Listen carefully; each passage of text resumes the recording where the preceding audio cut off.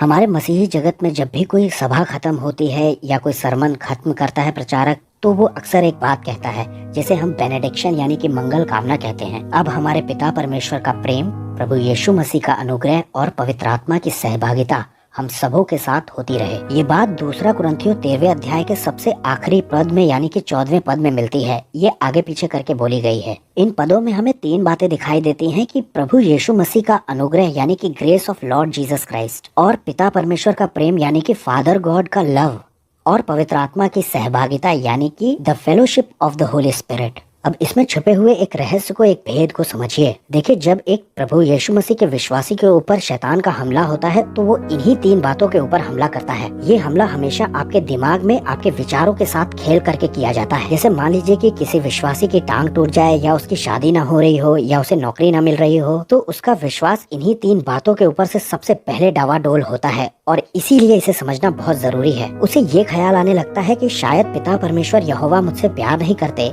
उसे ये लगने लगेगा कि यीशु मसीह का अनुग्रह मेरे लिए नहीं रहा, या पवित्र आत्मा मेरे साथ नहीं है, वो मुझे छोड़ चुके हैं, वो मुझे भूल गए हैं, उनकी मेरे साथ अब कोई सहभागिता नहीं रही। लेकिन सच ये है कि ये तीनों ही बातें पूरी तरह से सफेद झूठ हैं। किसी विश्वासी पर सबसे तेज शैतान का हमला इन तीन बातों पर तब होता है जब वो कभी पाप कर देता है या उससे पाप हो जाता है। उसे तुरंत ये लगता है कि अब शायद पिता परमेश्वर मुझसे प्यार नहीं करते, या यीशु मसीह का अब अनुग्रह मुझे नहीं मिलेगा, और ना पवित्र आत्मा मेरे संग संगति करते हैं, वो मुझे छोड़ बैठे हैं। ऐसे समय पर कोई भी प्रीचिंग याद नहीं रहती, कोई भी संदेश याद नहीं रहता, कोई भी गवाही याद नहीं रहती, और अपने विषय में की हुई बहुत सारी भविष्यवाणियों को भी हम भूल जाते हैं। अगर बाइबल की बहुत सारी कहानियों को आप भूल भी जाते हैं तो भी कोई बात नहीं, लेकिन इन तीन बातों को कभी मत भूलिएगा कि पिता परमेश्वर यहोवा, खुदावन यहोवा आपसे हर कंडीशन में प्यार करते हैं, नो मैटर आप कितने खराब हो चुके हैं। इसका ये मतलब नहीं है कि आप अपने पाप में जीवन जीते रहें, बल्कि ये है कि आप जितनी जल्दी हो सके उससे माफी मांगकर अपने रिलेशनशिप को राइट कीजिए। दूसरी बात हमेशा याद रखिएगा कि यीशु मसीह का अनुग्रह कभी भी आपसे हटेगा नहीं, और शैतान को तो हमेशा ये याद दिलाते रहिएगा कि मैं यीशु मसीह के अनुग्रह के नीचे हूँ। और तीसरी सबसे जरूरी बात है पवित्र आत्मा के विषय में, जिसके विषय में यीशु ने कहा कि वो तुम्हें कभी छोड़ेगा नहीं। अगर एक विश्वासी को पवित्र आत्मा ही छोड़ दे तो उसे कन्विक्ट कौन करेगा? कौन कायल करेगा कि तुमने गुनाह किया है और उस गुनाह की तुम्हें माफी मांगने की जरूरत है? यीशु मसीह ने उड़ाऊ बेटे की कहानी में ये समझाया था कि कैसे पिता बाहें खोल देता है। और ग्रेस यानी अनुग्रह के विषय में ये कहा जाता है कि ये वो चीज है जिसके हम लायक नहीं है, उसके बावजूद ये हमें मिल जाए। लेकिन बाइबल में अनुग्रह को प्राप्त करने की भी एक कुंजी है,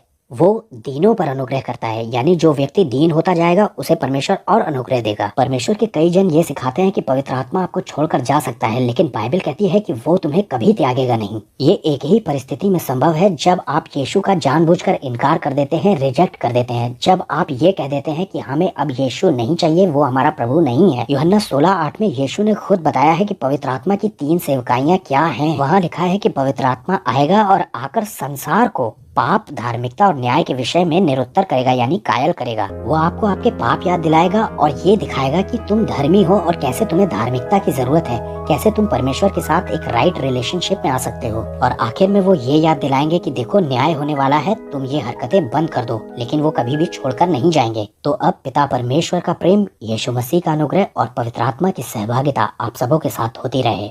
आमीन।